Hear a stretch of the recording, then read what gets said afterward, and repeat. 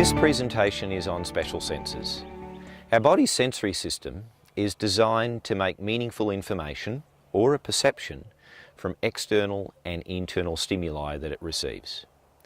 Stimuli are received by sensory receptors, resulting in an action potential either directly to the brain or to the brain via the spinal cord. Here the sensory information is processed and filtered. It may be accentuated, might be dampened, or just simply changed. If as a result of this, it reaches conscious awareness, we recognise it as a sensation. With understanding, it becomes perception.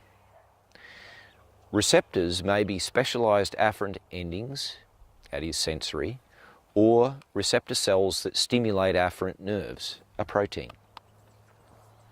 Receptor types include mechanoreceptors, like pressure sensation, thermoreceptors, like hot and cold, photoreceptors that see light, as with the eye, chemoreceptors, like with the nose and the tongue, and nociceptors.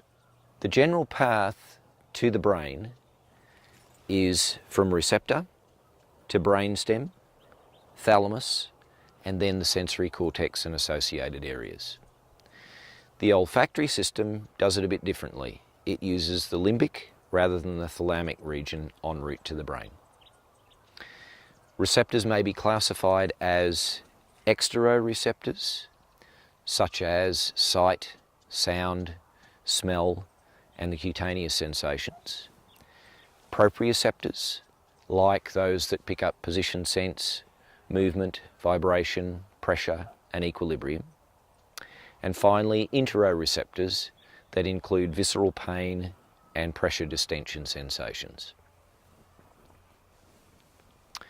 Sensory modalities that we have are defined as unique sensations that are not resolvable into further elementary components. Functionally, what this means is any sensation that the nervous system has a unique path for. An example would be pricking with a pin equals pain, stroke with a feather equals pressure. Sight cannot be reduced into sound and taste, for example. However, a sense of form or shape is a perception that can be reduced to touch and position sense. The special senses are those with receptors that are only found in the head and neck. General sensations are associated with receptor organs found all over the body. At any given spinal level, the spinal nerves are made up of a somatic afferent and a visceral afferent fibre entering the dorsal horn, and a somatic efferent and visceral efferent exiting the ventral horn. Each spinal nerve innervates skin, muscle, bone, all directly from one somatic origin. So what does all this mean? When a baby first receives stimuli, their brain has to learn how to interpret or how to perceive the special senses in particular.